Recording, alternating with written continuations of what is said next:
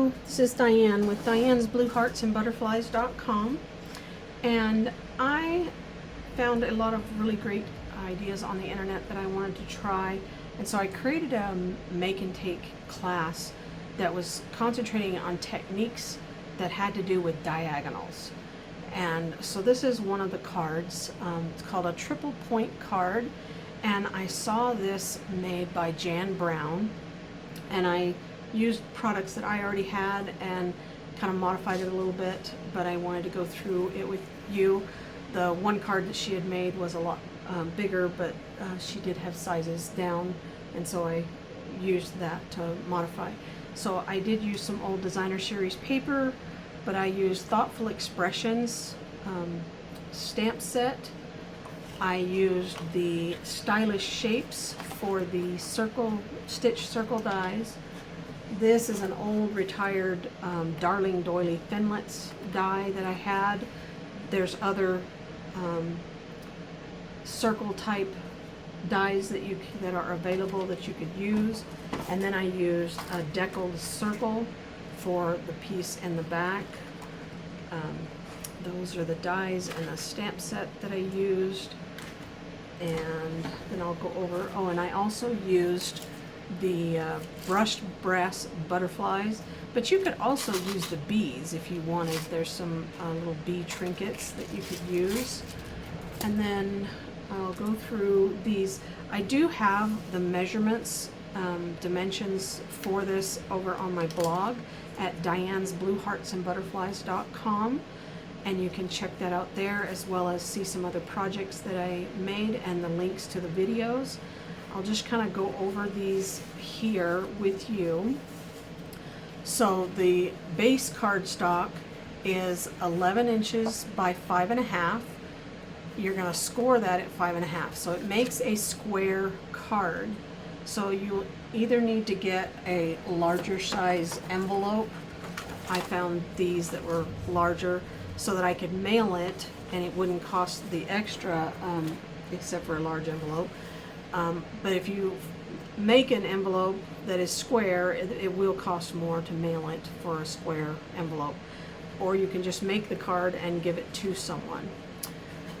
There's a basic white cardstock that goes on the inside that is 5.25 by 5.25. I've already stuck that down. There is a Designer Series paper. This one is 5 1/8 by 5 1/8, and I'll go over the marking and cutting and everything in a minute. You have a basic white cardstock that is 5 inches by 5 inches, and another Designer Series paper that is 4 3/4 by 4 3/4. I had a piece of green cardstock that was 4.5 by 4.5 that I did the doily, and then I had 4.5 by 4.5 cardstock in the Calypso Coral that I cut out the deckled circle, and that goes back behind the doily. And then I had a 3.5 by 3.5 inch, and I cut that with the largest Stylish Shapes circle, and I stamped my image. And you can stamp your message, or you can create another sentiment label strip to go on the front of that. So now we will get, and then the brass butterfly. So let me move those. So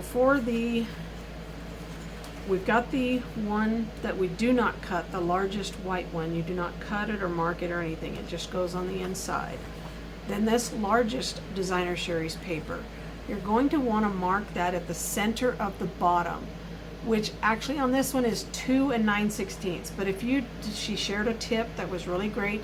If you don't want to try to measure and figure out where the 16th is, if you will just fold it over so that your lower corners, and it's mainly because this has a direction, you want it to make sure it's the bottom corners are lined up, then you just come over and you pinch that middle, and that is your middle mark. And from there, you're going to want to line that up in your trimmer. Make sure you have your cutting blade ready, because you are going to be cutting this. You'll measure from that mark to the top opposite corner, and you will cut that. And then you will do the exact same thing from this mark to the other opposite corner. Line that up in the track, and then you will cut that part off. Now, these two pieces that you cut, if there's any pencil marks on there that you want to get rid of, because these are the ones you're going to be using, so you erase those with your eraser. I just found these at the dollar store, so they work great. And I love having just an eraser that is clean, because a lot of times you get those pencil erasers and they just get yucky after a while. So these two pieces are what you're going to layer on the inside of the card, right here. So I just wanted to show that to you. The white, smaller white, you're going to again mark the middle here. This one is at 2.5, so that one's pretty easy to do. And then again, you're going to line that point, the middle point, up in the track with the opposite top corner. Cut that. Do the exact same thing on the other side. Cut that. Now this time you want to keep the center triangle piece, and these other pieces are going to go off to the side. Then your smaller designer series paper, you're again marking the middle of the bottom, which is 2 3/8, or you can fold it and pinch it, and then you'll line that mark up in the trimmer to the opposite corner. I'll make sure it doesn't move here. Cut that off. Do the exact same thing from that middle to that opposite corner. You're going to keep that larger middle piece. The two side pieces are going off. If there are any pencil marks on here, the main reason I had lines on mine, drawn on mine, is so I could show it the class in which way to cut. And so we do that. Now, you're going to have the front of your card that needs to be cut. This is 5.5, so it's 2 3/4 is the center. So you would measure over 2 3/4, and then you're going to go to the where the top of that score line. So you'll line those two up in the track, and you're going to again cut those pieces off. Line that center mark, and then the top or the bottom, whatever you want to call it, that side of that score line right there. And then those pieces will go off to the side to use for scraps. And again, if you have any pencil marks, you can erase those. Now, these two pieces are going to layer together and go on here. So I'm going to use Seal Plus. You can use whichever adhesive or glue that you want. One thing I like about the Seal Plus is if I get it too close to the edge, I can fold it over. It has these little cut marks that makes it fold really well.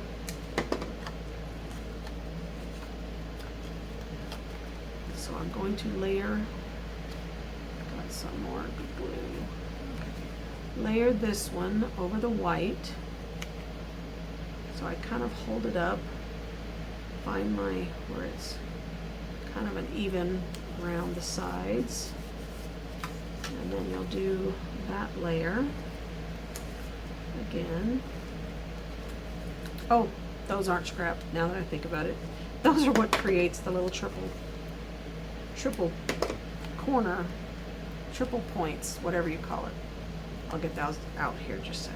So again, you'll line this, creating an even border right there. If you want to, you can go ahead and glue these pieces.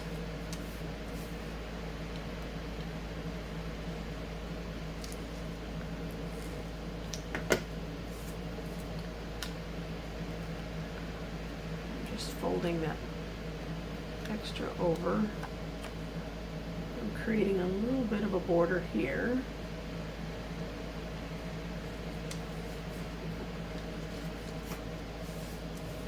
Do that again.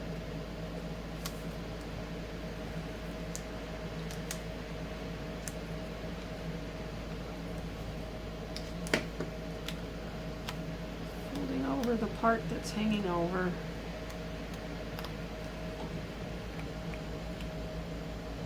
Create that little bit of a border again.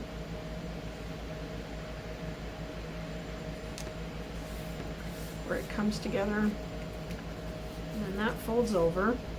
Now, get those pieces back. So actually, all of those pieces, not this center piece that you cut out of the inside, but all these other pieces you will need, because these are going to go together. You want to make sure that you line them up. So the white and the Designer Series paper and the green. I used Garden Green because it went with the Designer Series paper that I was using. So these are what's going to create those points, those triple points. So now we've got to adhere these together.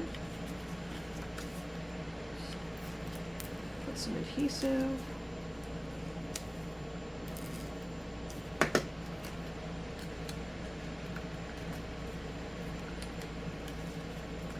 Want to make sure that you are lining them up, going the correct way, and I did not erase my pencil mark on here because I was confusing myself. I made 5 different cards, and it's kind of hard to keep it straight in my brain. So line it up so that there's equal distances. And again, adhesive. I'm just trying to get it all where it goes all the way to the edges so that it sticks well. Sometimes it's better if you're using an adhesive runner to have a silicone craft sheet under there so that it doesn't stick to the tabletop or whatever paper you might have down. You can also use the white glue or tear and tape, whatever you want to do that. Got a little bit of glue out there. Okay, now we will do the other ones, which are the other corners. I want to make sure that the Designer Series paper is facing out the same pattern as what you have on the front already. So you'll want to make sure that you line up these with the correct pieces so that you have the right side showing out.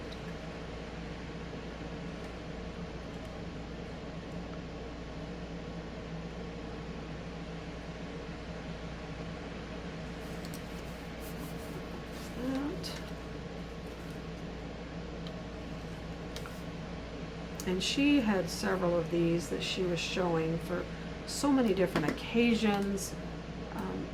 You could use any stamps or paper or whatever and just use the technique, which is what I was trying to focus on because I really thought they were beautiful cards. So you can see that this piece came from here and this piece came from here. And basically you're just going to take and turn them so that this point comes over towards this, but that it doesn't go exactly to that corner, but you're wanting not to have it hang over on the side or the bottom, but that it comes over there. And it doesn't matter which one goes on which one. You just want to make sure that they kind of line up about the same place. So you can either take a pencil and mark kind of at the back where these go so that you know where your glue needs to stop. So when you put the glue on, you have a mark, maybe you can see that, maybe you can't, of where your glue does not need to go beyond that mark. so that it doesn't stick out and stick your card together. So again, this one was here, so I'm turning it this way, and I want to make sure that I've got my glue to know where it is. Line up. This is where the triple points comes from. If you can see these points down here, so you want to make sure that they line up at the bottom. Don't go over the top. But you might want to turn it just a little bit. Move it over. So there's that, and I just adhered it straight down. I didn't put any dimensionals or anything there. And I have another mark up here that I made.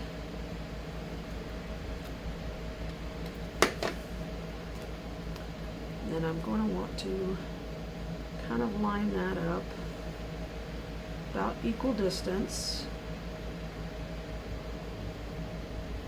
Then put that over here.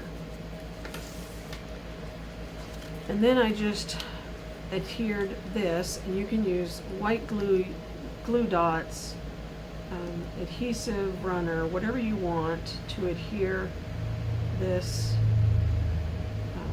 doily or circle or whatever you choose to use to the one at the back. Just trying to kind of get it where it's even. And then on this piece, I did use the blends and other markers, and I wanted to also share a tip that I had learned from someone in coloring. I'm not really great with the coloring on the blends markers, but I'm going to try my best here. I'm using the light first, and then I can go back in and add the dark. Mine have been well loved in classes, so there is that one, and then I'll get the dark just to kind of add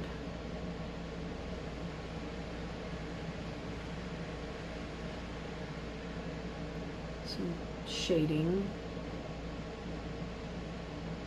And the blends are named blends because they blend well, and then you can go back in. I think I'm just going to use the bullet end and just kind of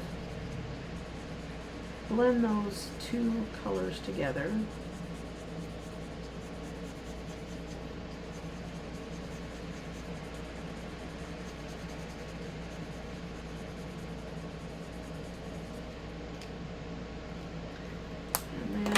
I'm just going to use the dark Daffodil Delight in the center, and then I've got a couple of different, so there's Lucky Limeade. It's an old color that I have had. You can use any of the greens that you want, but I was wanting to get kind of a different green on this leaf. And then I used the garden green, which matches the paper that I used.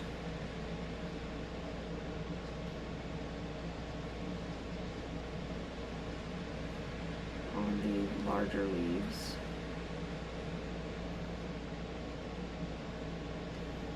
And then I watched a demonstrator that shared this technique, and you can do this with the any of the markers, but they really work well with the Stampin' Write markers, is using the brush end.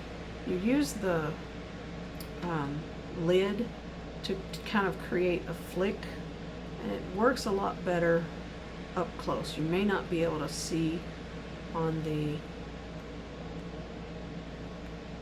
camera, but it just kind of flicks some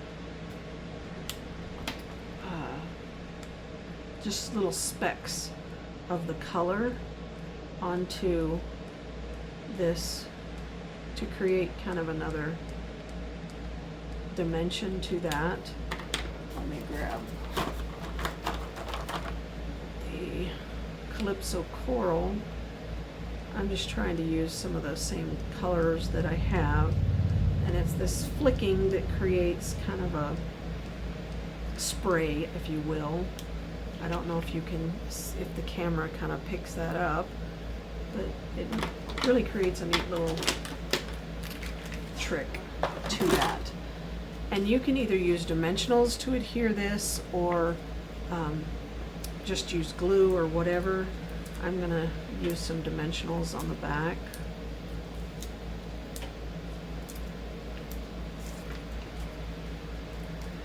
And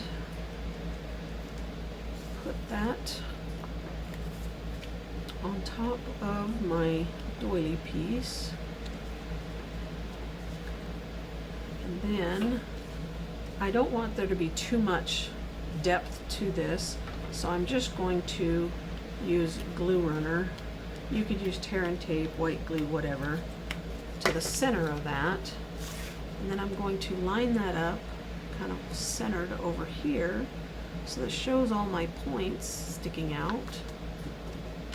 And then I have this brushed butterfly that I will then just add to the card front. So I hope that you will go and check out my blog post. It has all the dimensions and cutting instructions for this, and give this a try. It really was a really fun card. And if you don't have a demonstrator, I would love it if you would shop with me. And if you like this, I hope that you will share and like the video. If you do like the things that I put out there, you can subscribe to my channel and click the bell icon. You'll be notified when I upload other videos in the future. And I do encourage you to go and check out the blog post at dianesblueheartsandbutterflies.com for my diagonals class. And there are 4 other card ideas that I'm sharing over there for that class. I appreciate you spending your time with me. Thank you.